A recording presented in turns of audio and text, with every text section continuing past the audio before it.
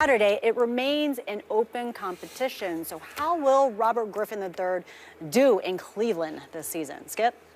Shannon Sharp, I have bad feelings about this. For the record, I'm a huge RG3 fan. I was before he was drafted. I said on this show I thought his career would be slightly better than Andrew Luck's, and all RG3 did as a rookie was win Offensive Rookie of the Year and lead that team to the NFC East title and put them in position to win a playoff game in which they were up 14-0 when he tweaked his knee and later wrecked his knee, as you well know. Yes.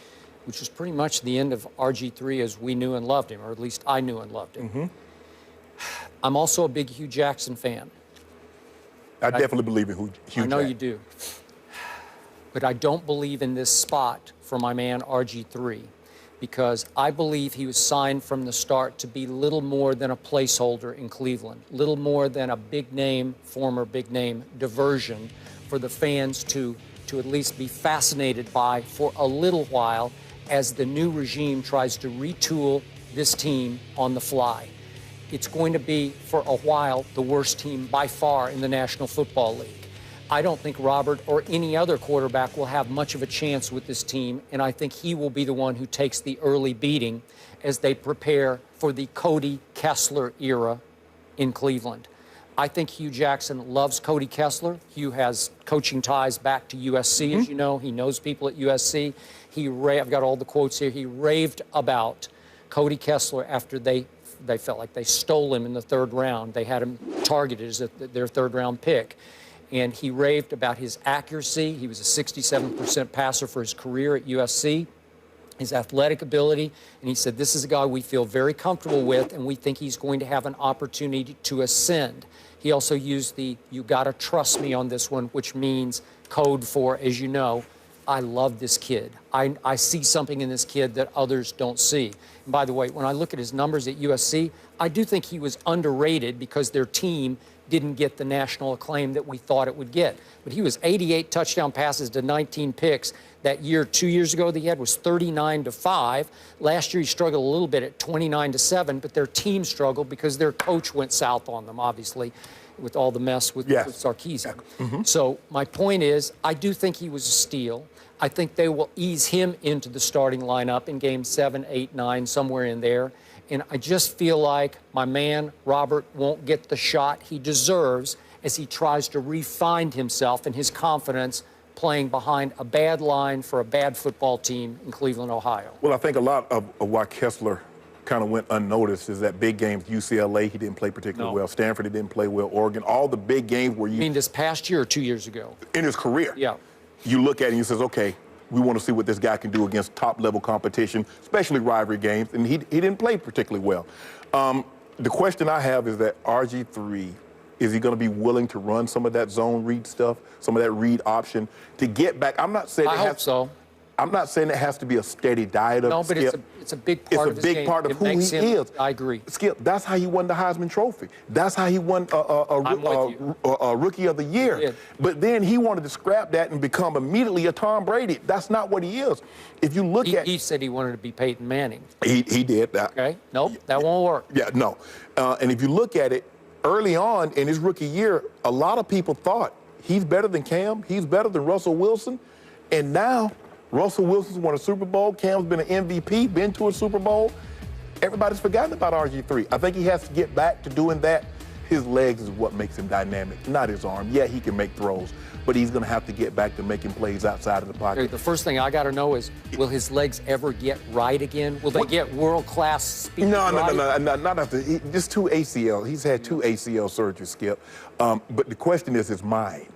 Does he believe that he can run and suffer no ill effects? Will Hugh Jackson put him in situations? Because everybody that Hugh touches, they're gold in the NFL. Andy Dalton. Andy Dalton. You look at Andy Dalton, Carson Palmer. The Raiders gave up so much to get him and then gave him away.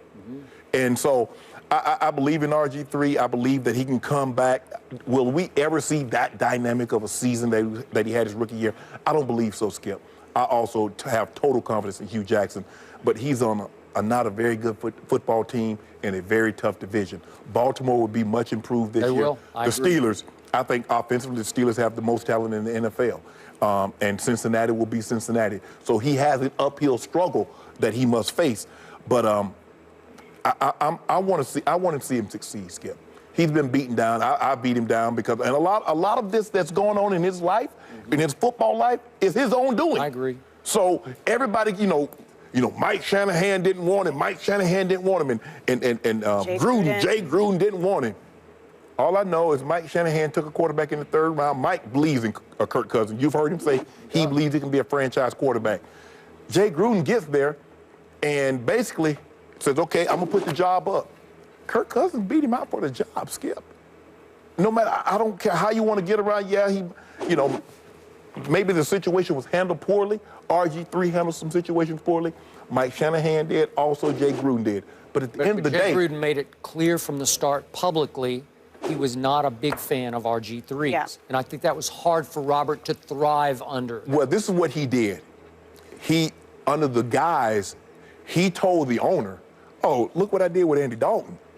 This guy has way more talent than Andy Dalton. That was just to get in. Once he got in and got the 5-year guaranteed deal, now I can pretty much do what I want to do. Look, maybe Andy Dalton is better. I'm not Andy Dalton. Maybe Kirk Cousins was better for Jay Gruden's system. I agree. But he could have handled a little different. But see, just goes to show you. See, when Mike was saying, let's take it easy, he would come and have a press conference. I'm ready to go. RG3 would. And so then Mike would have to come back and have a press conference and refute what RG3 was saying. Now you get somebody in, and he had the owner on his side when Mike Shanahan was there. Now Jay Gruden has the control. So he had to just bide his time. He was a good soldier. He was a good soldier. I'm afraid that RG3 will never have it better than he had with Mike Shanahan his first year. As much as they clashed, as much as Mike didn't really want to take RG3 and spend that much to trade up to the second spot. Because he felt he can get Ryan Tannehill because he said, owner, if we give up all this and we're in salary cap hell, how can we draft players and then how can we get free agent players when they're taking $40 million in cap space? The owner wanted him. They made it work. And then he goes in, and I'm best friend with the owner. The head coach wants to pay, but guess what? The owner signs the head coach's check. I got to do what you say. And lo and behold, it cost them both of them their jobs. Okay, so how can this man with such a shattered confidence survive or thrive in Cleveland, Ohio, with such a bad football team right now? Like they're going to get off. I don't know if they can win a game or two. I looked at it the other day, and I found one game I thought maybe they could win, and I'm not even sure about that. I'm not sure. Skip, I remember when I broke my collarbone in '99 and the Broncos didn't sign me back in 2000. I went to Baltimore, and I had all those questions. I was like, I'm 32 years of age. I won 2 Super Bowls. I've been an All-Pro. I've been a Pro Bowl player. RG3 got to say, you know what? I won the Heisman Trophy. I was Rookie of the Year. You told me about Heisman trophies. But you have to have confidence. I won that. People saw enough of me and what I did as an individual and what I did for my team. I agree. So in some ways, it's got to come from him. It's got to come. He's not got to anybody else. At the end of the day, Skip, you got to believe, because if you don't believe it, if you don't believe in you, how can I believe in you? Yeah. I believe I'm busting you up today. And from Twitter, they said I'm giving it to Skip. Really? My Twitter says just the opposite. So put some respect. Hey, when you mention my name, put some respect on my name. I heard that somewhere. Yeah. I think it was a dog square bet thing. Yeah. That must have been it. Yeah. But listen, RG3, he hasn't started a game since 2014. It's been So he should be fresh. Fresh, but also a little rusty as well. Yeah. So we'll see. Do you guys remember this chip shot missed by kicker Blair Walsh? And just like that, the Vikings were out of the playoffs. Do they have what it takes to put themselves back in that position again close. this upcoming season? An interesting remark by their star running back. We'll see.